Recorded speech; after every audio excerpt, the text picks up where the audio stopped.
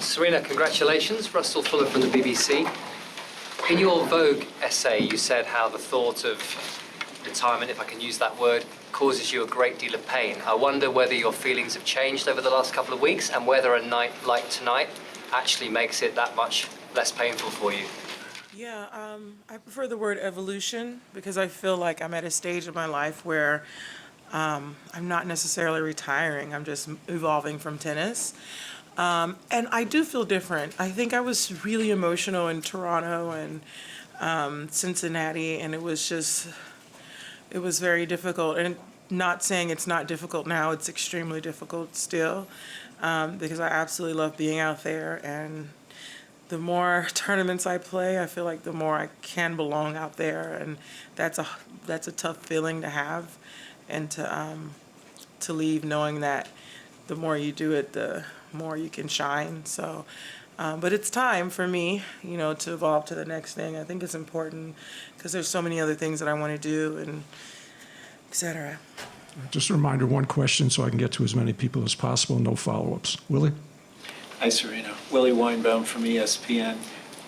What questions might you have answered for yourself with your performance tonight as you now have a second-round match against a very tough player?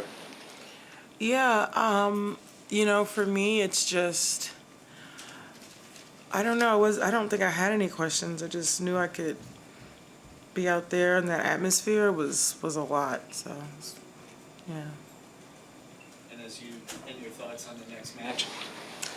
At this point, honestly, everything is a bonus for me, I feel, and that,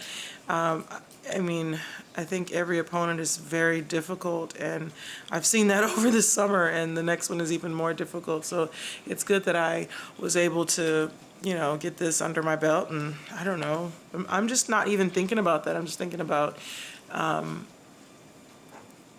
just this moment, and I think it's good for me just to live in the moment now.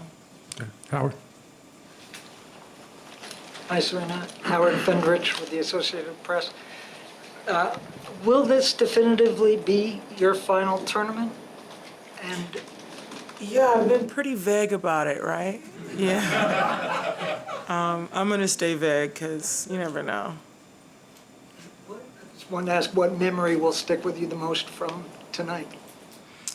I think when I walked out, the reception was really overwhelming.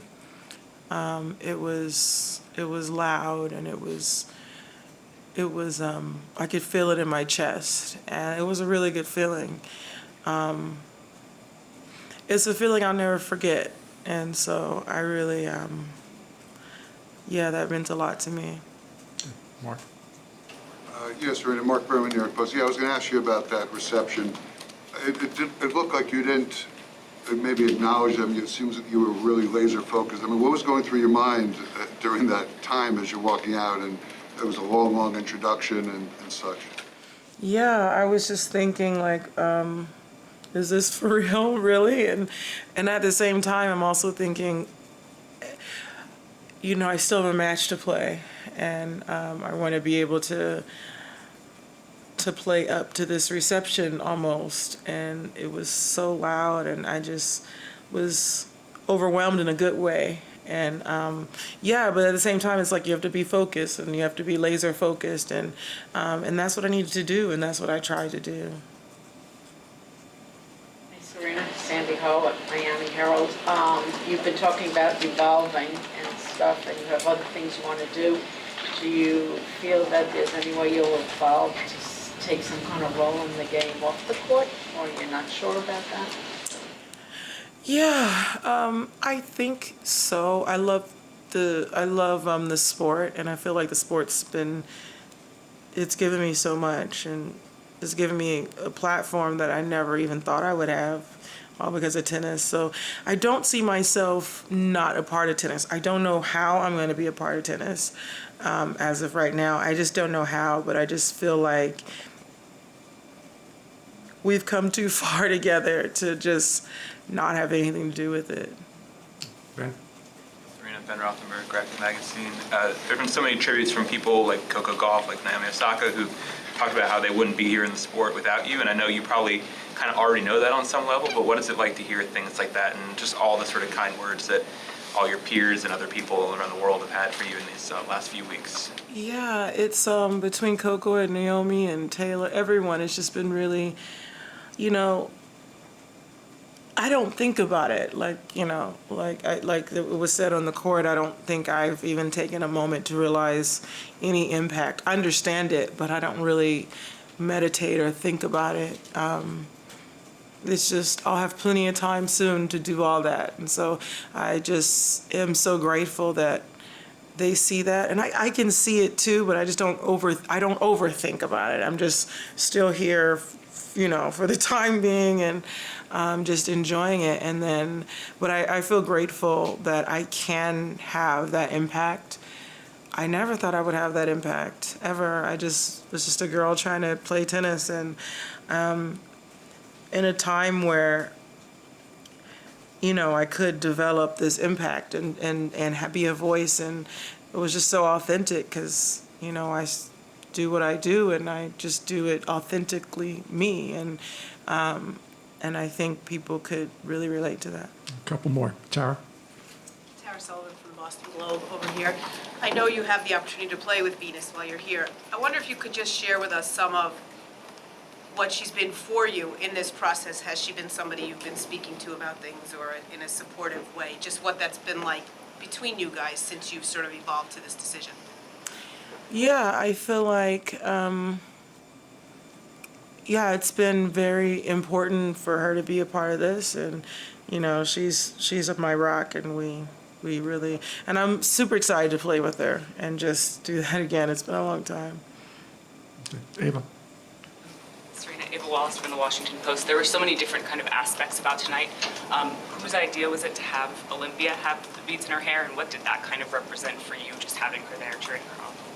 Yeah, it was either her wear beads or me, so I wanted to do it, but I just didn't have the time. So, yeah, she likes actually when she asked to wear beads a lot, but it actually wasn't my idea, but I was so happy when she had them on. It's perfect on her. And yeah, tonight was all a surprise actually towards the end. I didn't know any of that was happening, so I was just ready to do the on-court interview and leave, and that wasn't what happened, so it was a really big surprise. Okay, last question, Chris. Serena, Chris Otto with US Open. A lot of the people we've heard from in the last few weeks talking about you have said you're bigger than the sport, that you've transcended the sport. And I wonder if you've taken notice of those comments and if that is important to you and how that makes you feel. It makes me feel great. I've kept my head super low throughout this whole process ever since the news came out 3 weeks ago. I've been like, I'm really good at putting myself in a bubble, and that's kind of what I've been doing. And sometimes I'll hear a snippet of this and a snippet of that. But for me, it's just in order to get through it, just because it's not easy, but to just get through the emotions and the everything that I'm feeling, I just had to just kind of just go in and just be sort of alone and just off all kinds of media, social media and stuff. So, but yeah, I'm just trying to deal with that.